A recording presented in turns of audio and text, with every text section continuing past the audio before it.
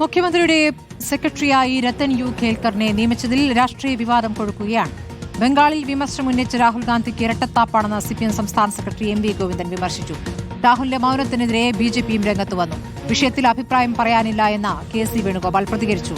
വിവാദങ്ങൾക്കിടെ സെക്രട്ടേറിയറ്റിലെത്തി Ratan U Khelkar ചുമതലയേറ്റു.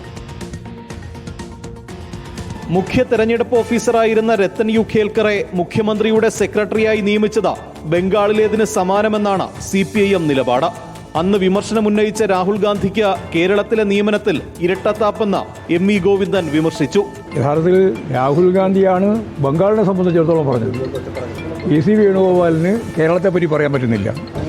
ഒരു ഇരട്ടത്താപ്പ് നയമാണ് എടുത്തുകൊണ്ടിരിക്കുന്നത്. മുഖ്യമന്ത്രിയുടെ സെക്രട്ടറി നിയമനത്തിൽ അഭിപ്രായം പറയാനില്ലെന്നായിരുന്നു KC വേണുഗോപാലിന്റെ പ്രതികരണം. അത്തരം കാര്യങ്ങളെക്കുറിച്ച് അഭിപ്രായം പറയാൻ അതൊക്കെ ഭരണപരമായ കാര്യങ്ങളാണ്. അത് ഭരണത്തിലിരിക്കുന്നവർ തീരുമാനിക്കും. അത്തരം കാര്യങ്ങൾ മുന്നോട്ട് പോകും. സെക്രട്ടറി നിയമനം ദേശീയ തലത്തിലും രാഷ്ട്രീയ ആയുധമാക്കാനാണ് BJPയുടെയും നീക്കം. രാഹുലിനും കോൺഗ്രസിനും ഇരട്ടത്താപ്പെന്ന് അമിത് മാളവ്യ വിമർശിച്ചു. അതേസമയം ആരോപണങ്ങൾ അവഗണിക്കുകയാണ് സർക്കാർ.